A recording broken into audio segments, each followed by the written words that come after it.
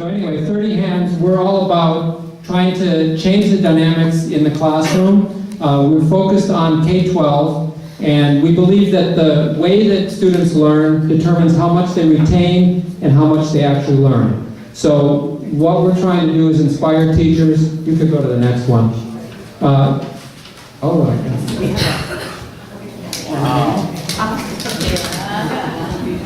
So we're trying to inspire teachers to get away from standing up in front of the class and talking and getting hands-on with their students. So just a brief little bit about 30 Hands. We have three things that we do. We have a cloud-based e-classroom. We have a digital storytelling app, mobile app, that's 30 Hands Mobile we're talking about today. And we do hands-on experiential workshops for teachers and schools. There's a little bit more detail of what we do.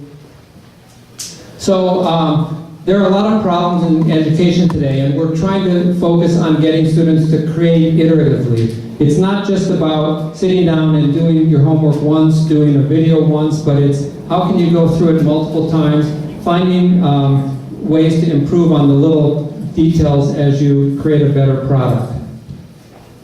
We want learning to be fun and better, and we try to instill that into our products. Engaged students makes happy students and happy teachers.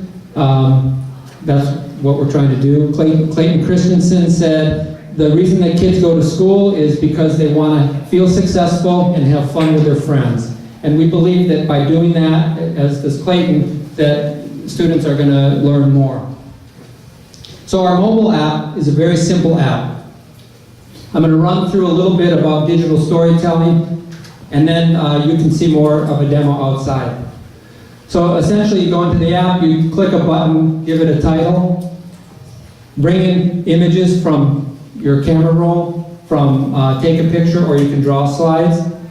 Select the slides that you want from your camera roll, and they go on a desktop. On the desktop, you can drag them around, put them in a different order. You can draw pictures, again, drag them around. Once you open up each individual picture, click on the record button, you record audio. Swipe to the next slide, record audio on the next slide. If you don't like it, you re-record over and over again. If you don't like a slide, you can delete it, get rid of it. If you like the picture but you don't like the audio, you can change that. So we have all these little easy-to-use components that make it easy to iterate on your story. If you have a slide and you want to annotate it, you can bring it in and annotate it. Once you're done, you click a button and you publish it as a video. We save it as an MP4 file to your camera roll. You don't have to register. You don't have to do anything. We want it to be easy and accessible so that you can create things without feeling like somebody's tracking you. Then your final product is an MP4 video. So as you put together the slides, we've done all the work to create that video. You can do stop motion video, or you can just have slide-based stories, but essentially it's a picture-based audio story. We have a community site where if you do register, you can publish to the community site, and here are some examples that I looked at this morning of what some of the students are creating and publishing. So you can see Ava did a story about the first Christmas in her class. There's an Arapaho tribe. Looks like they're studying different Indian tribes.